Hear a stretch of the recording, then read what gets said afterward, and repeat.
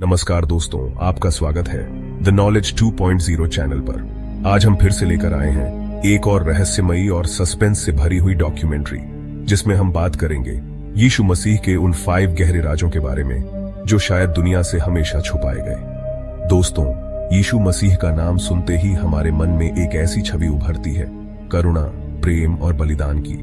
आज हम उसी सच्चाई के पन्नों को पलटने जा रहे हैं, तो वीडियो को अंत तक जरूर देखिएगा।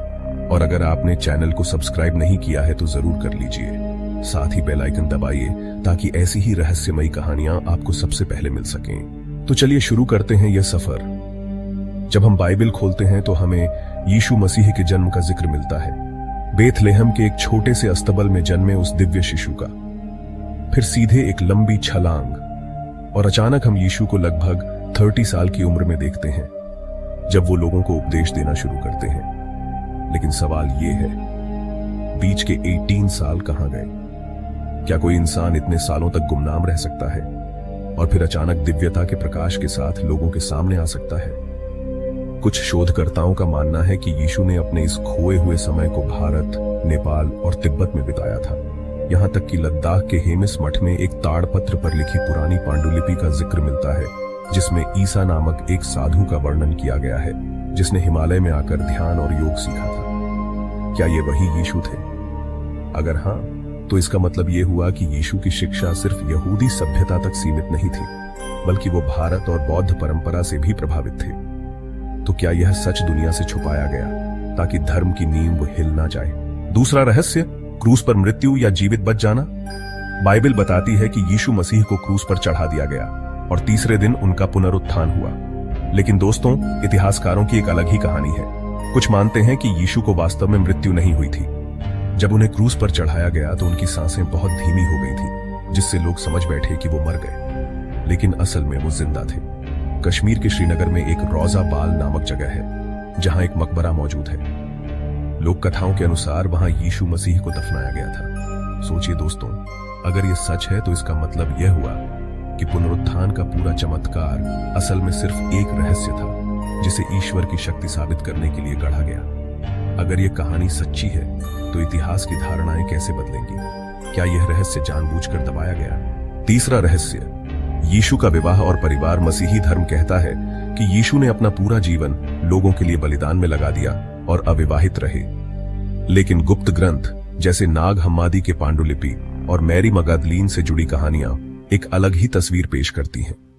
कुछ शोधकर्ताओं का दावा है कि यीशु और मैरी मगदलीन पति पत्नी थे।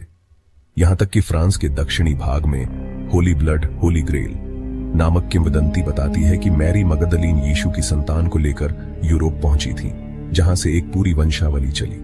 दोस्तों, सोचिए, अगर यीशु का वंश आज भी मौजूद है, तो क्या कहीं इस धरती पर उनके असली खून से पैदा हुए लोग जी रहे हैं? अगर हां, तो इस सच को क्यों छुपाया गया? क्या इसलिए कि ईश्वर को मानव स्वरूप में दिखाना जरूरी था और इंसानी रिश्ते उस छवि को धुंधला कर देते?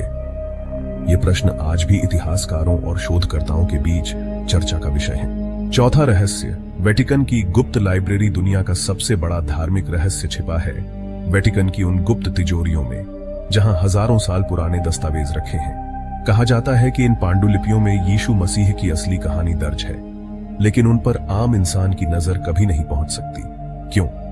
क्योंकि अगर ये सच दुनिया के सामने आ गया तो शायद करोड़ों लोगों की आस्था हिल जाएगी। कुछ सूत्र बताते हैं कि उन पांडुलिपियों में यीशु के बचपन, उनकी यात्राओं और उनके निजी जीवन से जुड़े रहस्यों का पूरा विवरण है। पर सवाल ये है कि क्या चर्च इन रहस्यों को इसलिए छिपा रहा है ताकि उसकी सत्ता बनी रहे?